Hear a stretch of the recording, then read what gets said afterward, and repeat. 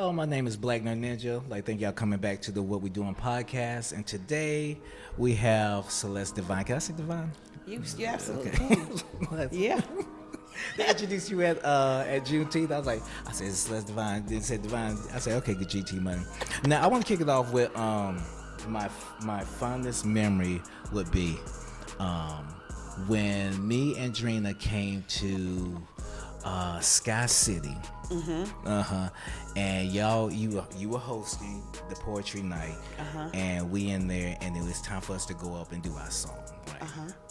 And so I go up and do our song, and y'all only had one mic, so I'm the main one holding the mic. Yeah. And then so I hand the mic, Dream do her thing, and I hand the mic, she hand it back to me. We get done, and you walk up and say, "Hey, brother, let the sister have the mic a little bit." I totally believe I said that. I was like, "Where's my song?" You're like, "Hey, brother, she needs the mic." And I read the room real quick. I said, "Okay, I'm gonna hand her the mic this time. We ain't had that problem no more." That's like my funnest memory. That's funny every time. But yeah, so we just gonna jump right into it. I just had to get out of the way because that was like that stands out. What's a hard truth you've learned that you wish you've known earlier? I was always enough. Okay.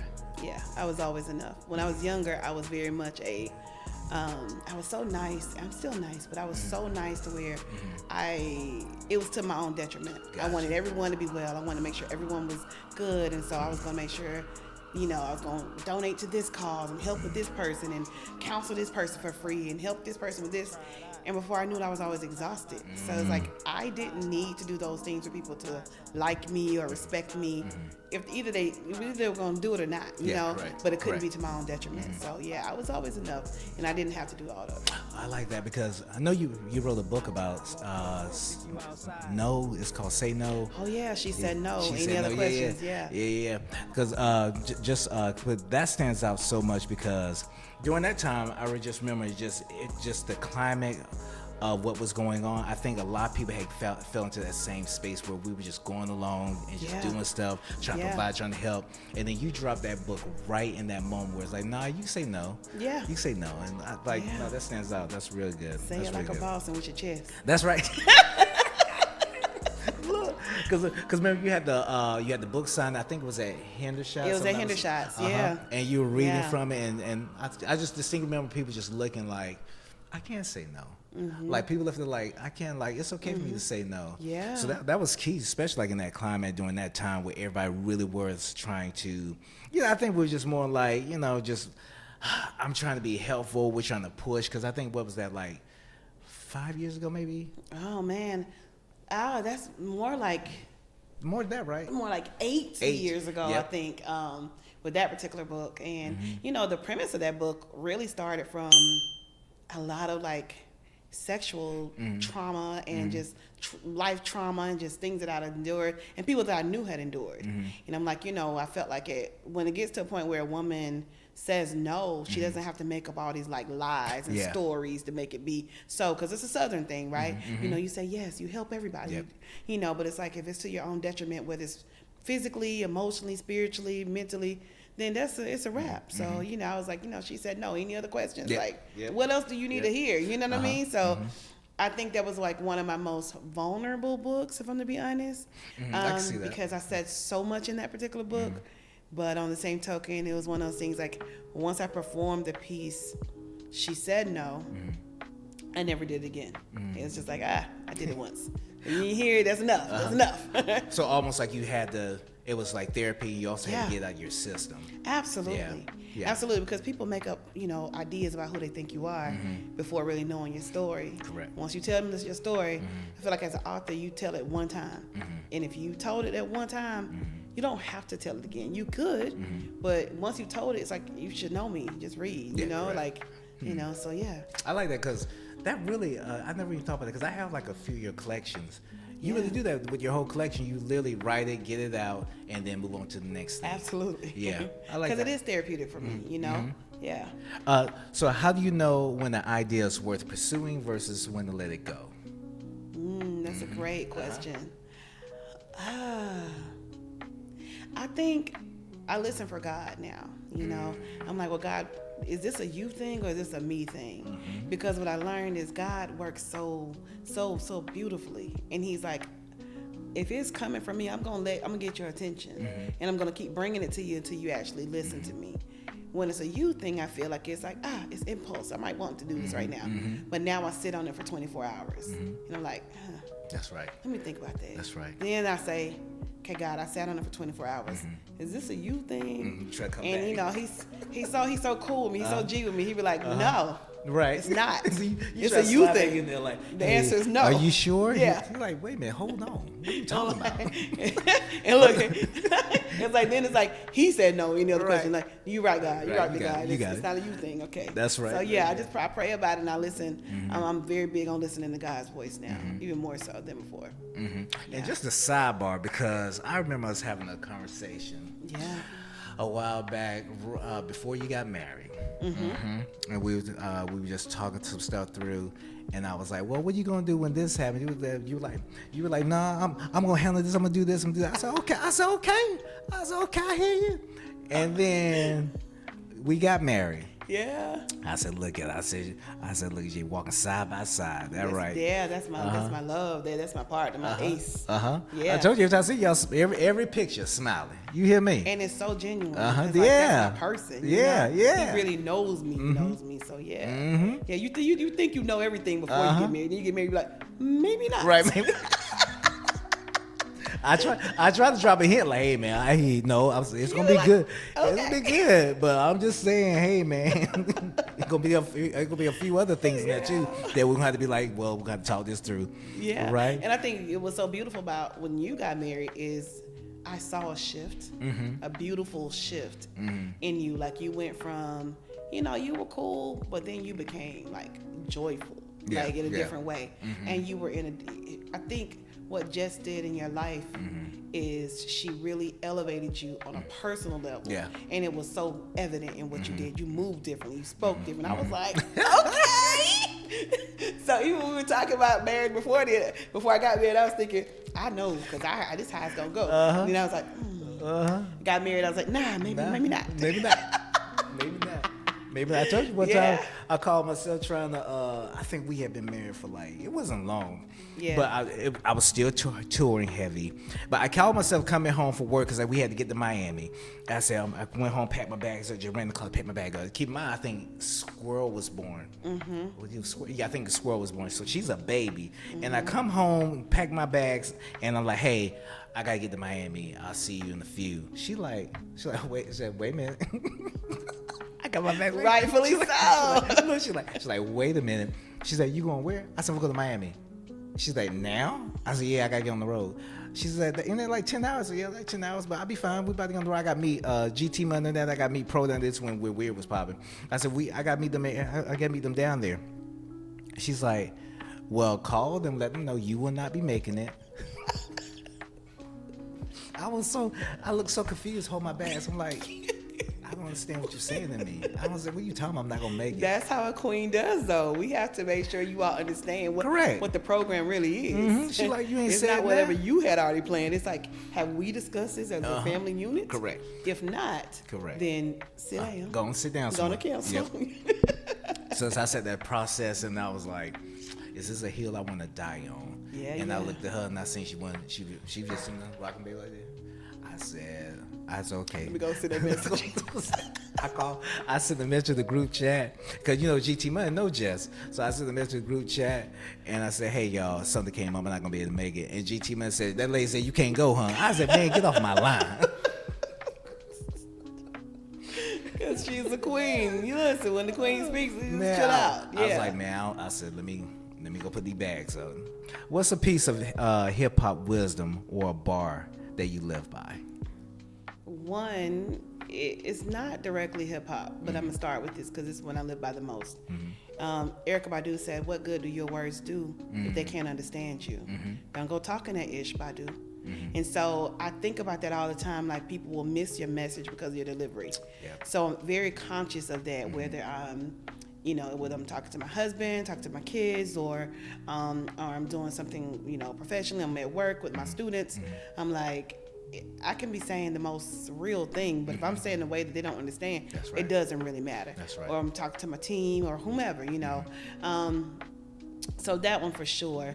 One of Eve's songs, I'm trying to remember the name of it. She said, "Thank you, God. I appreciate every blessing. Happiness to heartache, I take it as a lesson." She's like, "I learned a lot in this year. I got a career that keeps me stressing, facing criticism, answering questions, and you still keep me happy and healthy."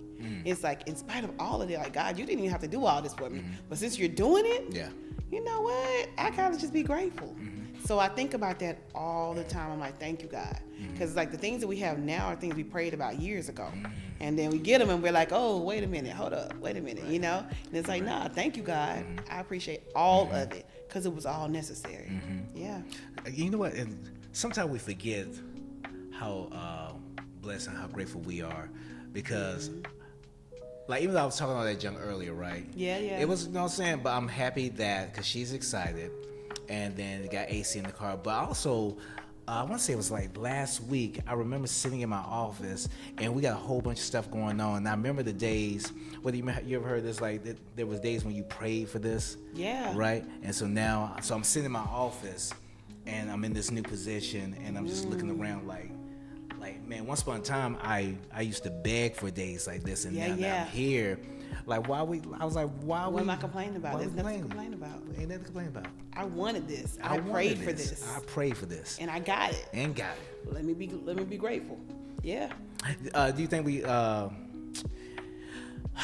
Rev, you say, you know, when you're struggling, going through, it's easy to remember the things, right? But once we start getting to these, once we start moving up the different levels, then we slowly start forgetting, like, oh yeah, the things that took to get us there. Do you think in today's world that we sometimes forget that? Sometimes, like, the whole being grateful, the whole just all of it. Absolutely. And then we forget who helped us get there. You know, we get so busy, like, oh yeah, this is me, and it's like, it was never you, baby. It ain't never bigger than big God. So if he didn't do it, and so you ain't talked to him? Correct. What you mean? Correct. You haven't thanked him? This is a storm in your beautiful season. You're mad about a storm, but it's in your beautiful season. So you're forgetting that it's still a beautiful season. Yeah, correct. You wanted this. You prayed for this. Correct. He gave it to you. Now you mad because you got a little hiccup? That's right. Chill. That's Talk right. to him. That's right. So yeah, I think we do it all the time. Yep, that's right. I like that. See, are you more of a planner or a figured out person? I'm very much a planner. And now, 10 years ago, single me, listen, she did what she wanted to do. She moved differently. She didn't have no kids. And she didn't have no husband. Not accountable to she nobody. had less responsibilities, you know what I mean? I was going to figure that thing out. I wasn't planning no meals, none of that. So, right. But now, I am the ultimate planner. That's I plan for our budget. I plan for, like right now it's June. So I'm planning for Christmas. That's right. Because in my head, that's right. What's our budget for Christmas? Let's go ahead and plan, okay, what we're doing for Christmas. No, for real. You know, because you have to think about all those things that are coming. So yeah, I'm very much a planner. I'm the person who now, our house is the house that people come to for holidays. Come on now. We do all the holiday games. I plan the menu. We plan the menu collectively as a family. Then we all send out all the reminders. Okay, remember, you're bringing this, you're bringing this, you're bringing this, arrive at this time. And the people who you know bring in that come late, you go ahead and get extras of it just in case. That's right. Because they may be late. Look, I want to pause with that right there because once again, when we're single, we think we know something, right? Yeah. We think we know something. And it's not that you're wrong about whatever you know, but it's that when you become accountable and responsible to someone else, like that's the ultimate. Being able to say, like, so we just started the whole family gathering at our house because now we have more in-laws now. Yeah. So we've started more of that now, and so now it's no longer I got to just run the mom in the house. No, mom, we got something happening over here today. We entertaining people today. You know what I'm saying? So to become accountable and be able to put yourself aside and understand it's not to belittle you or not to discredit whatever you got going on. I think that's the main thing that single people need to consider before becoming accountable to someone because it's not just you no more. Yeah, and you may not want all that. It's okay. That's okay. Correct. But just know that if you desire to have a family and different things like that. And the thing is, I feel like you should do whatever you want to do. If you want to be single, be single. Yeah, correct. But if you want to be in a relationship and you want to be married or you want to have a life partner, whatever you decide, just know it's not just about you. It's not just about you. You have to consider everyone's feelings, everyone's thoughts, everyone's input, and know that, it's the program is not just what you want. It's correct. Everybody. Correct. And you can't just talk to people in a kind of way. You can't just say what you want to say. You cannot. You hear me? You cannot. Effective communication is great communication. Correct.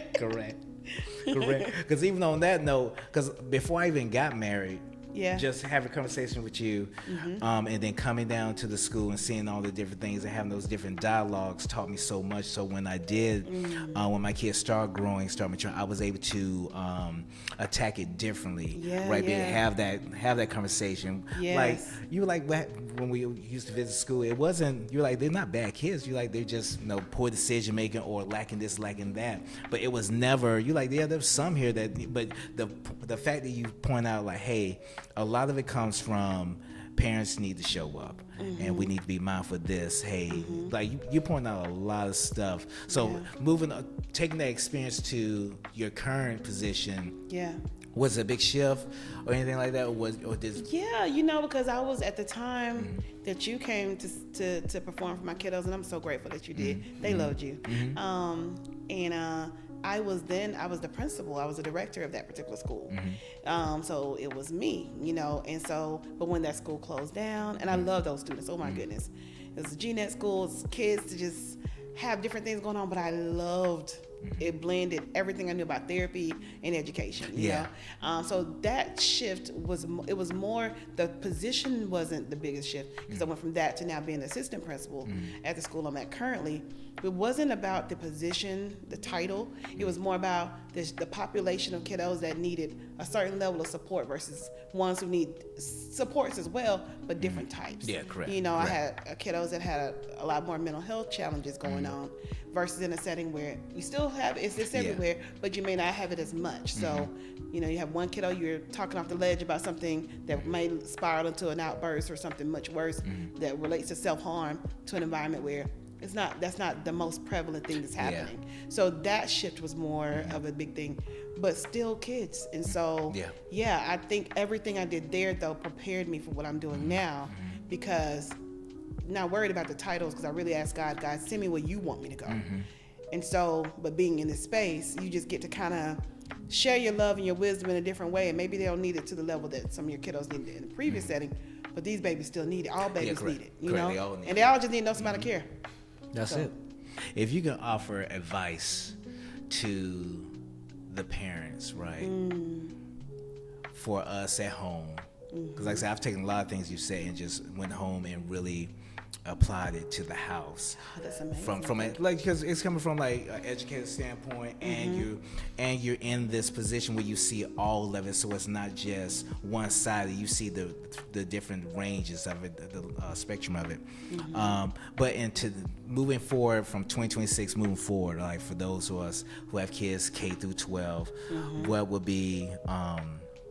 you say to the parents now as we get ready to go into this new school year? One of the things I want parents to know more than anything is you are the expert on your child. And so when you come to the school with a concern, be very mindful of the fact that you don't want nobody to miss your message because of your delivery either. Because you're passionate and you love your kids. If you come in like, yelling and fussing, we know that the reality is that every single parent loves their child and they don't play about their kids. But I want to challenge parents to understand that we don't play about your kids either. So when you come in and you have your concerns, come in, ask for those meetings, and be able to understand that. For me, I'm one of those type of leaders that, I get it. Human emotion is real. And I thank God I was a therapist first, because had I not been, I might be a totally different type of leader. But I can hear someone yelling and screaming and fussing about something that they're feeling upset about with their kids. And I can say, you know what? Come on, let's come in my office. Out there in the front office, they're hearing you yelling. That's going to get you in a dangerous space. That's not what you need. Your kid needs you to be free this evening when they get out of school. Okay? You got something you need to tell me. I want to hear you. Because what parents are often trying to say is, I'm afraid about something that my child is saying, or I don't know how to help them through this thing, or hey, I feel like something happened and I need to get to the bottom of it. And so it's like, just say that. Something happened. That's right. I want to understand it better versus being on the defense so much. And I know it's hard because they're your babies. Yep. You know, but just breathe. Just breathe before coming in. Breathe and pray. Because when you get in, you may realize that your kiddo might have been the one in the wrong, and it's okay. It's okay for us to realize that. But also, you know, be mindful of the fact that as educators, we work so hard. We don't play about your babies either. Yeah. And so a lot more educators than not are advocating for your kids, going to bat for your kids, praying for your kids, even though we're not supposed to talk about it in schools. But we're doing so much to make sure your babies have the best experience, learning the most as well. But if for some reason you have a conflict, come in, having breathed, listen to God or whomever is your anchor. So you come in, you can have a conversation and say, listen, I'm concerned. That's right. Because that's really what parents are saying. That's it. They don't really want to fight the teacher. They may come in saying that, but what they're really saying is, my kid said this, I don't like how it made me feel. And then I'm always conscious of like parents, what their experience was like as a child. They might have had a negative school experience, so I get that. So I'm like, okay, this isn't the same repeat of your situation. But I love to understand them too and say, well, what happened with you in school? Because a lot of times they're upset about something they feel like is triggering to what they experienced, and it might not be the same thing at all. That's right. So yeah, I would say, you know, just come in calmly, you know, definitely express your concerns, you know, immediately. Don't wait on it. Yeah, correct. You know, because then it just festers. Yeah, that's right. And then you're ready, man. You're really mad, you know. So yeah. Yeah. But also talk to your kids often. That's right. Read with them often. Listen to how they read often. No, for real. So that you understand what their data looks like before the teacher tells you. Because if you're reading with them, you know. If you're doing math with them, you know. And when the teachers are sending extra work home, take the time to do that with them and really understand, like, okay, they don't get this. Let me find out why. You know? Yeah. I'll tell you something funny. I've told the story several times. Aiden killed me. When Aiden was going to class, good kid. Yeah. But going to class, you know, showing up, boom, boom. He's my kid that's like, just want to do his time and get up out of there. He's like, I ain't doing no more, no less. Hey, I'm just trying to do my time. Yeah. But he was bringing, like, the grades were slipping. I was like, well, what's going on here, man? What we doing here? What's going on? And then, you know, just like, well, he probably needed that. I said, okay. I just sat back and watched. And then we went to when he got his checkup, and the lady grabbed my arm and said, hey, he needs some glasses. That's real. She's like, no. Like, leave here, go get him some glasses. He needs some glasses. He read this board. He didn't get none. He need to go up to that. He need to go see an eye doctor. Yeah. And so we get him a day. We get his glasses and all that good stuff. Grades went from what they was to A's and B's. I said, sir, all you need to do was C. He's like, I guess, I don't know, man. Like, say he's so laid back. Like, yeah, I guess. I said, Aiden. I said, so what were you doing before? I just figured I'm too far away. And the reality is that kids with vision issues really think everyone sees that way. Correct. They don't know how bad that is until someone says, hey, come here for a minute, read this. And then read that. Yep. You know, but that's what goes back to, like, now knowing how important doing that kind of stuff at home is. Yep. It's like, when we know better, we do better. You know, like if your child is on the sofa, ask them to read something that you got in the kitchen. That's right. They may not be able to see it. You know what I mean? No, for real. And then kids don't know to say, I can't see this clearly. Because they think everyone sees the same way. Correct. So he probably didn't know to tell you. Correct. He probably like, look. Right. He like, man, everybody I guess I need glasses. He legit was like that too. He legit like that. I love it. That's real though. No, for real. Like, and then I think he was younger when this happened. Yeah. But he was clearly past the age where he should be able to read fluently. But he was just, like, say, he's just so laid back. He's so nonchalant. Like, you couldn't tell if it was more a chill factor than skills. I'm trying to talk to myself. Say, hey, myself, I need for you to get serious for a minute. Self listen. Get serious for a minute. Like, to the point where I say, hey, man, go grab this book and sit down and read to me right quick. I need to make sure. Yeah. I need to see where we at. Yeah, before we move absolutely. Forward. Yeah, so no, that's key, man. We try to always check in. Yeah. I did say once COVID hit, I told Jess, I was like, man, what's gonna happen when COVID hit and when they go back, it's going to be a clear distinction between what we were doing at home versus what the teacher's doing, what we're doing. Like, it's going to be a clear distinction because now we all got to work together. So I think COVID shifted a lot. Absolutely. I don't think some parents, I'm not going to say all, I don't think some parents realize what it really was like to work with their kids until they had to work with their kids as much as they did. Correct. And they were like, whoa, what do you mean you didn't get that? We just went over this. We just, you know, and they started being like, look, teachers, we tag my kid. Hey, my bad. I'm sorry I came curse you out. Right, you're like, nah, y'all here now. Yeah. But I think we as the parents needed that though. Yeah. We needed to sit down with them like, okay, now we doing all this fuss. And I remember that because right before COVID, everybody's complaining, teachers not doing this, teachers not doing that. Yeah. Right. But then when COVID hit, it became like, well, it's on y'all now. Here go the homework. It takes a village. We all got to be part of the village. You know, I will say what I've learned from all that is leading even up to now is that, and I told you the same thing, we all are responsible for all of this, right? Yeah. So we all got to play our part. Absolutely. And everything starts at home. So you gotta. If we're not paying attention at home, so then when something happens at school, then you're like, well, my kid wouldn't do that. Like, nah, I said, describe it to me. That's him all day. Come over here. Describe it to me. Oh, she said this. Yeah, that's her all day. You know what I'm saying? You know your babies. Yeah, I know. And that's what I tell parents all the time. You know your babies. You know. You know who you sent me. Every time. And most parents know, yeah. And then, so you make this post. I like to tell people, so I do look at your social media. You know. Yeah, I'm glad you do. And I've made a few posts off your posts anyway. But the that. post that we're referring to now is this has been a while back since you posted this too. But let's see if you remember. If you're able to be honest with yourself about why you've been stuck or not on track, is so valuable. I'm proud of you. Do you remember like what sparked that? Do you remember where that came from as far as like the idea, the concept? Were you just talking to self, or were you thinking about someone or thinking about people? I was really thinking about a life coaching client I had, and she had been going through a difficult period, and she didn't want to see her contribution to her being in that position. And I was like, well, you're still in this space because you keep wanting to do something. You keep talking about doing something different, but you keep doing the same strategies. You can't keep doing the same strategies and hoping for a different result. It's not working thus far, you know. And, you know, I think I told her, I said, but I'm so proud of you. You're here. We're working on it. But you can't keep doing this yesterday's strategies for today's situations. Times are changing. Things are changing. You know, so and I always want to validate my life coaching clients, my friends, my colleagues, anybody that I ever hear of or meet. I want to validate their decision to do something different. You know, if it ain't working, you got to change it up.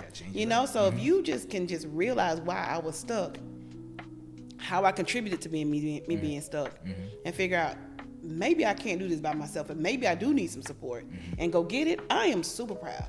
I'm super proud because I'm gonna root for you if don't nobody root for you. That's right. You know, because I want you to be the best version of yourself. Whether you know me, whether you don't know me, I'm just proud of you because I know how much courage that takes. That's right. You know what I mean? Like you've been doing something your whole life this way.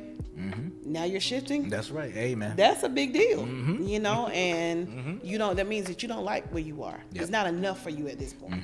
So that's a beautiful thing. So yeah. And then let me ask you this: what's your superpower that most people don't see right away? Wow, I think, and I don't know if it's a Virgo thing or not, or if it's just a me thing. My goal was always to help you be better, even if you didn't see it in the moment. I've had people that I was really close to as friends that I'm not friends with now, you know, and it's okay because seasons happen and life happens. But I think some people, and I will say I used to want you to be so much better that I was going to remind you that you're good. You're amazing. Do you know how dope you are? Do you know that you could do this? You could do this. You could do that. You could do this. What you mean? Why are you sleeping on your gifts? Why are you sleeping on? You know, because in my head, I know it sounded harsh, but it was because I love you enough to want you to be better. That's right. And I think that sometimes, I think my superpower would be that God gave me this beautiful discernment and I'm not saying I'm the only one, but God gave it to me to where when I see certain people, I see them. Mm-hmm. I'm like, but they supposed to be over there. Mm-hmm. Why they keep going to replay over here? Mm-hmm. That ain't working for them. No, maybe they just need me to speak life into them. Mm-hmm. Maybe they don't know yet. What I had to learn along the way with that superpower, though, comes great heartbreak as well, because you want them to be so great, but they don't see it, and they didn't tell me they were ready to go there. They didn't tell me they were ready to see it. So my thing is, I was always like trying to remind them, like, girl, you're so beautiful, you're so strong, you could do this, you can go over here, and they didn't always see that. So some people that I'm no longer connected to, I think if they had really heard where I was coming from, because I always say it in love, like, sis, you want to do that? You want to be a stylist? Oh, sis, I'm going to sew into that. You know what? Here's so much, certain amount of dollars. Style me for this event, you know, because I'm like, hey, you want to do that? I want to support you in doing that, you know. But then I realized that some people say things, but they're not really ready for it. That's so, key. You know, and I had to realize that. So with it being a superpower, it also comes with great heartbreak, because I realized that not everyone's ready for that. And I'm not that kind of friend that's going to let you do stupid stuff that goes against what I know you're telling me you heard God tell you. I've heard God tell me too about what you mean. I'm gonna constantly be like, well, sis, that's not really what you said you were gonna go over here. That's right. You're doing this over here. Brother, I thought you said you were trying to do this. Why are you still sleeping? Why are you still smoking? Why are you still, and there's nothing wrong with doing what you like to do, but if it's not in alignment with your goals, that's it. Then I just, so I think people don't always realize it after the fact. And even some people have come back and said, you know what, you remember that time you told me this? Well, other people don't, and it's okay. But I just always think, like, they don't see it in the moment.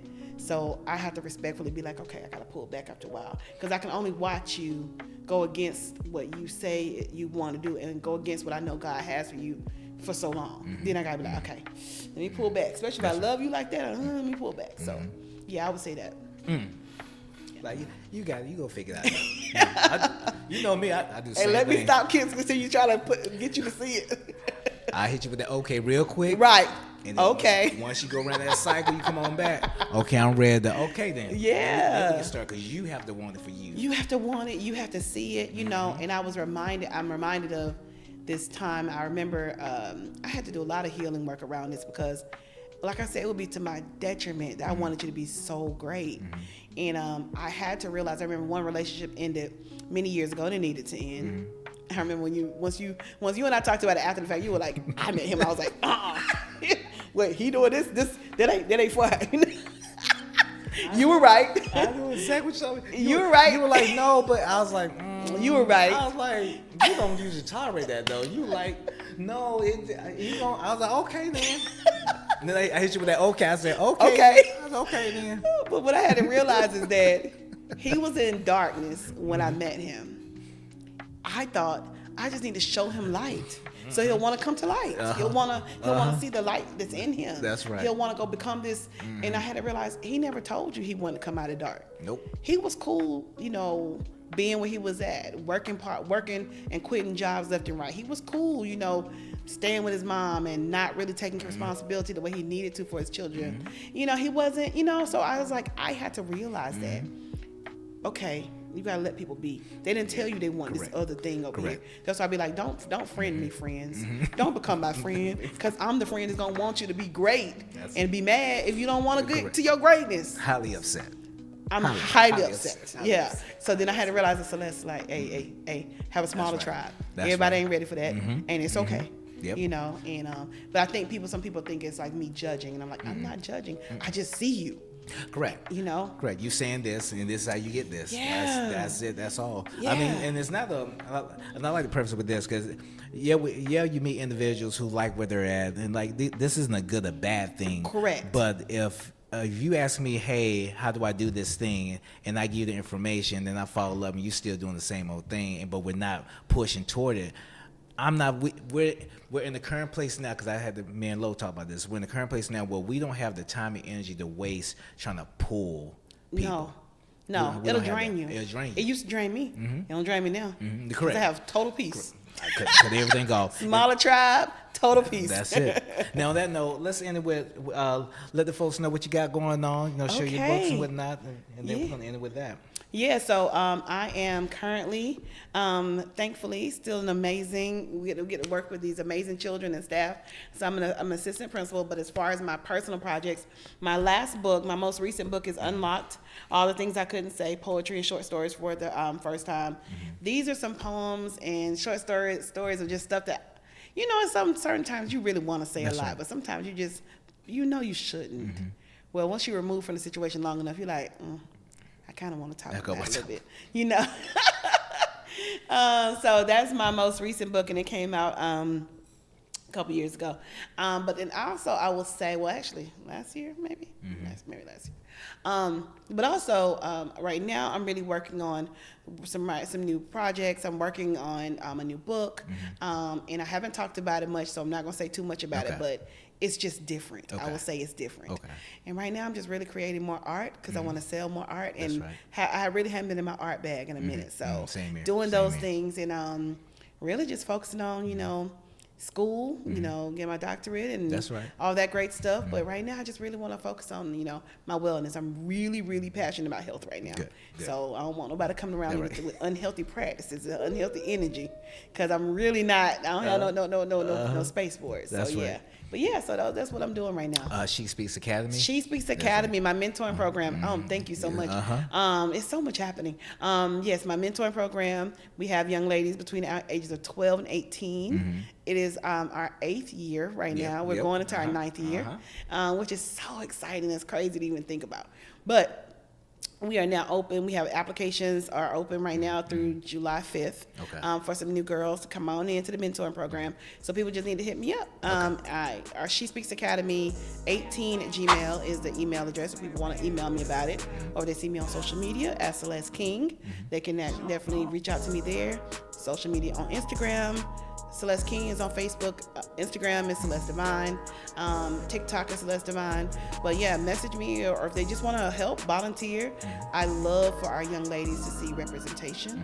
I love for them to, get to learn more from other people that are doing great things in the world. So we focus on self-esteem building, self-advocacy skill building, self-love, effective communication, in addition to like the academic content areas. But right now, because my girls are getting a lot older, we're really focused on career development as well. So that's right. Yeah. Good. We're doing good stuff. Good. Y'all doing good stuff. Been doing good stuff for years. Thank you. Celeste, think about joining me today. Oh, you're welcome. And, this is fun.